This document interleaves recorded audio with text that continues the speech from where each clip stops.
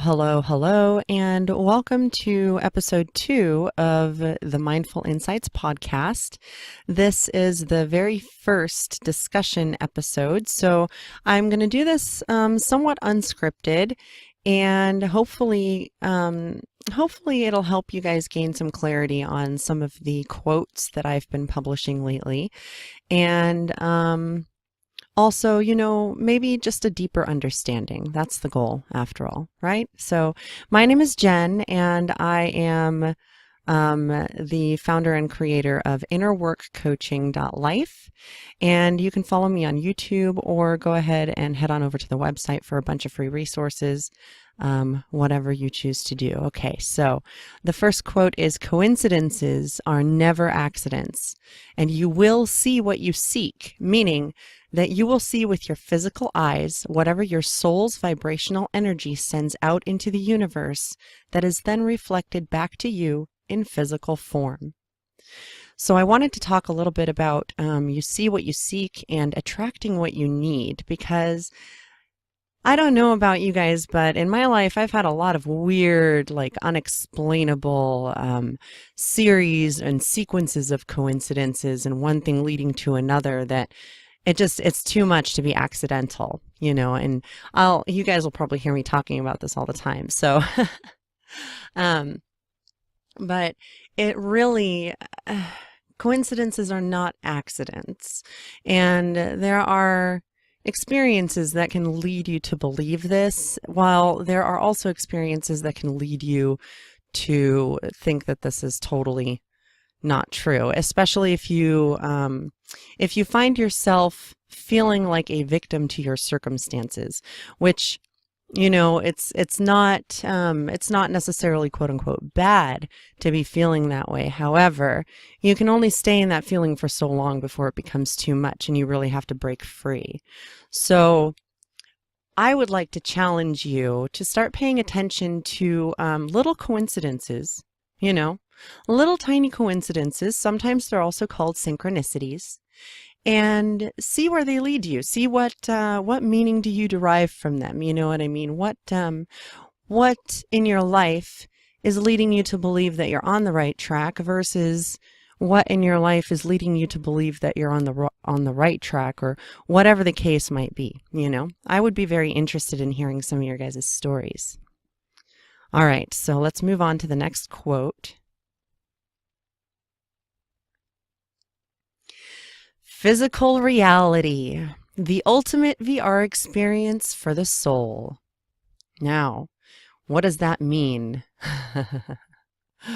Well, so picture yourself for a moment as your soul, because that's who you really are underneath the flesh and bone. Your soul is your essence, your signature energy, which is unique to only you. And while it is unique to only you on a soul level, you may have lived many, many, many physical lifetimes, because that's, from my understanding and from, what I kind of feel like is touching on what's really going on, is that Earth is kind of like a school. Physical reality is meant to test us. It's meant to aid in our evolution as eternal beings. And what better place to do that than a place of such contrast, such, extreme polarities, such opposites. And what better place to teach us how to see the gray areas than this physical reality? Think about it. And the other thing to think about too is, how boring would it be if you're an eternal being? You've got eternity, infinity, forever, literally, to sit around. I don't know about you guys, but forever is a long time to try and wrap your brain around, especially if you look at it from a perspective of linear time like we have here on Earth, which, and in our dimension, linear time is just our way of perceiving what's happening. Linear time is not necessarily the way time moves everywhere. So knowing that, it becomes a little bit easier to grasp, that we are eternal beings, but it's not necessarily people have all these misconceptions, they think living forever, oh, it's going to be so tedious. Well, we do live forever. It's just not on this earth. The physical earth is pretty challenging, apparently, to live on. So, knowing all this kind of puts things into perspective and really makes you realize that sometimes the things that we're worried about on a day-to-day basis may or may not actually matter that much in the big picture. And that's why I always encourage people to look at big picture stuff, so like, what is this going to mean a year from now? Is this going to have any kind of impact on my future, or am I just freaking out over nothing? Or am I projecting, into the future by worrying or whatever? Just thinking about these kinds of things and being very aware that you are a soul underneath a divine spark.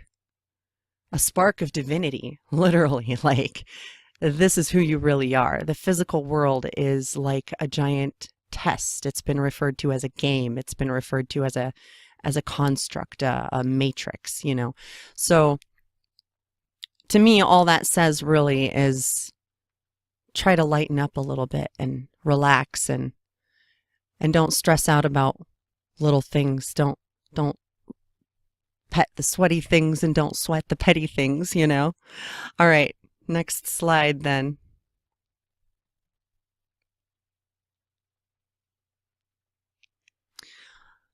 All right, so this quote is, just like any other machine or interface, our bodies and minds can be programmed through conditioning and experience.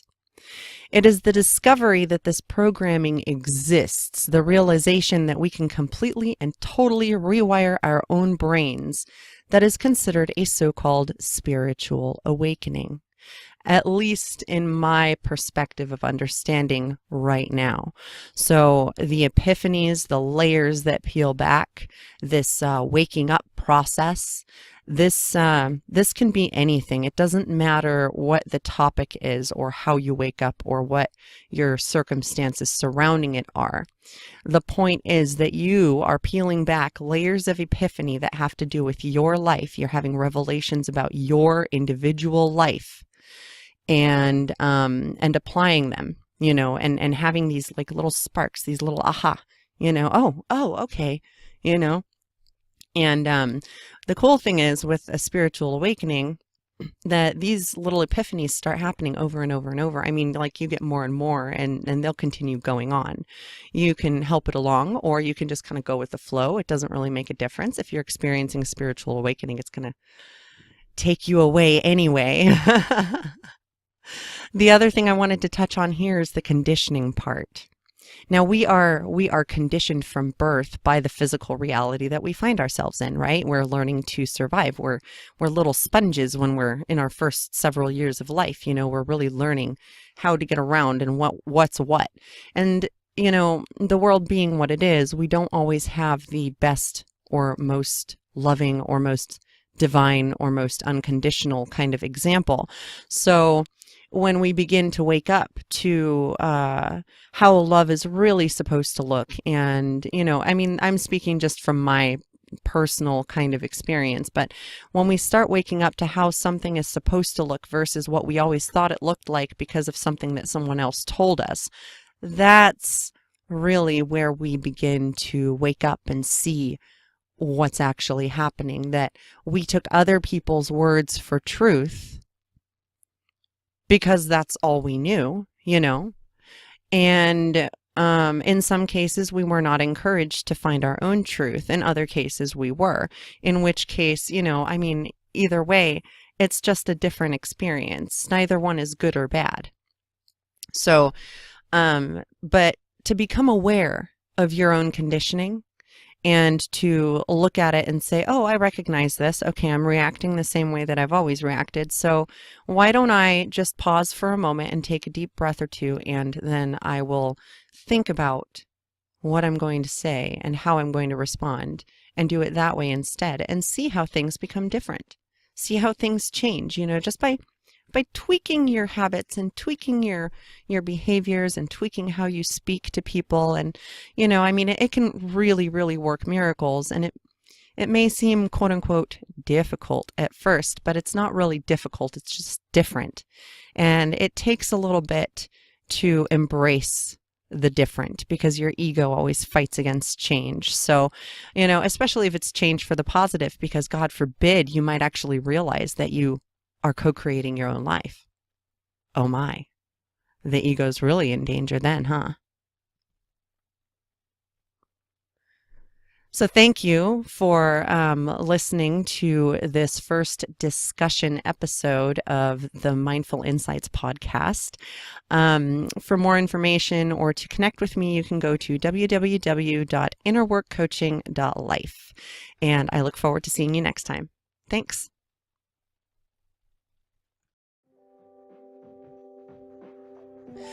Thank you so much for watching.